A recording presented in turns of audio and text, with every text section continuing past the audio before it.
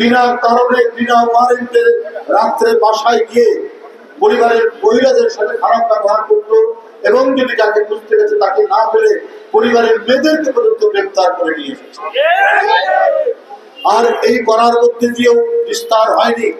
শেখ হাসিনা নিজের ক্ষমতাকে নিরাপদ করার জন্য, কণ্টকমুক্ত থাকার জন্য এই যে বাংলাদেশে 30 লক্ষ মানুষ অকাতরে জীবন দিয়েছে, 2 লক্ষ নারী যারা নির্যাতিত হয়েছে, এই যে বড় অর্জনের মধ্যে দিয়ে এই যে স্বাধীনতা, এই স্বাধীনতাকে দ্বিতীয়বার কলঙ্কিত করেছেন পাকিস্তান হানাদার বাহিনীর শেখ হাসিনা। আপনাদের এই সিলেটের সন্তান, গর্বিত সন্তান, ঢাকা বিশ্ববিদ্যালয়ের ছাত্র, জাতীয়তাবাদী ছাত্র দলের সাধারণ সম্পাদক, পরে এমপি হয়েছেন, পরে দলের জাতীয় পর্যায়ে হয়েছিলেন ইলিয়াস আলী। ইলিয়াস আলী আজ নয় কেন?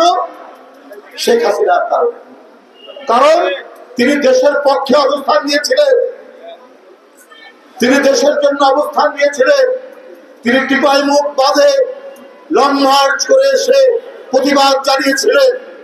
মানুষ বলে এই কারণেই তাকে পৃথিবীতে তাকে নিরুদ্দেশ করে দেওয়া হয়েছে। এছাড়াও এখানে যে কত যুবদল, ছাত্র দলের ছেলে ক্রস ফায়ারের শিকার হয়েছে, গুমের শিকার হয়েছে, তার কোনো ইয়াত্তা নেই। এই ভয়ঙ্কর মানবতাহীন কাজ করেছেন 15.5 বছর শেখ হাসিনা। আমরা আন্দোলন সংগ্রামে তারপরেও রাজপথ থেকে সরে যায়নি। আমরা জানি পুলিশ আমাদেরকে ধাক্কা মারবে, আমরা জানি এখানে ভয়ঙ্কর নির্যাতন নেমে আসবে, আমাদেরকে দিনের পর দিন রিমান্ডে রাখা হয়েছে। তারপরেও গণতন্ত্রের প্রশ্নে, মানুষের কণ্ঠের স্বাধীনতার প্রশ্নে, মানুষের চলাচলের প্রশ্নে এবং এই দেশটিকে একটি মুক্ত বাতাস প্রবাহিত করার জন্য বাংলাদেশ জাতীয়তাবাদী দল কাজ করেছে নিরন্তর। তোয়াক্কা করেনি জীবনে। গুম হতে পারে, ক্রস ফায়ারের শিকার হতে পারে, যেমন হয়েছে সিলেটের আরো অনেক মায়ের সন্তান। তারপরেও তারা পিছপা হয়।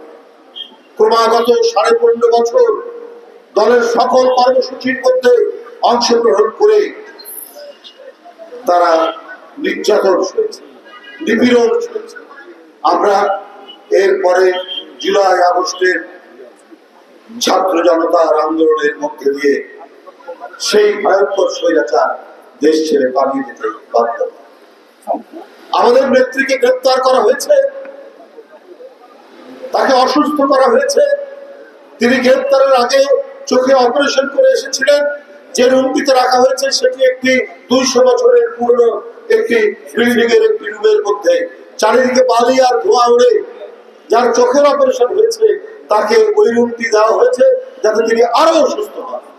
এই কারণে তারপরেও বিএনপি দেশনেত্রীর মুক্তির পাশাপাশি গণতন্ত্র উদ্ধারের সংগ্রাম কখনোই পিছপা হয়নি। বন্ধুরা, আজকে অনেকে অনেক কথা বলেন। এই ছাত্র জনতার আন্দোলন এবং 15.5 বছর গণতান্ত্রিক শক্তির আন্দোলন, এই গণতান্ত্রিক শক্তির আন্দোলনের পটভূমিতেই জুলাই এবং আগস্টে ছাত্র জনতারা নেমে এসেছে। শেখ হাসিনা পালিয়ে যেতে বাধ্য হয়েছে। এখন আমরা খবরের কাগজে দেখতে পাচ্ছি যে জুলাই আগস্টের হত্যার বিচার 1 বছরের মধ্যে সম্পন্ন। আমাদের অন্তর্বর্তীকালীন সরকার, ডক্টর ইউনূস সাহেবের সরকার, ডক্টর ইউনূসের প্রতি আমাদের প্রত্যেকেরই শ্রদ্ধা আছে। কিন্তু এই সরকার তো সর্বজনীন সমস্ত গণতান্ত্রিক রাজনৈতিক দলের পক্ষের সরকার। শুধু জুলাই আগস্টে যারা মারা গিয়েছেন বা অত্যাচারিত হয়েছেন, শুধু তাদের সেই সব হত্যাকাণ্ড, সেই সব অপরাধের বিচার হবে? ইলিয়াস আলীর বিচার হবে না? চৌধুরী আলমের বিচার হবে না? 15.5 বছর যারা ক্রস ফায়ারের শিকার হয়েছে তাদের বিচার করবেন না? যারা এই ক্রস ফায়ার দিয়েছে, যারা শীতলক্ষা নদীতে আপনার 7টি লাশ ভাসিয়ে দিয়েছে, সেই সমস্ত দুর্বৃত্ত র্যাবের অফিসারদের বিচার হবে না?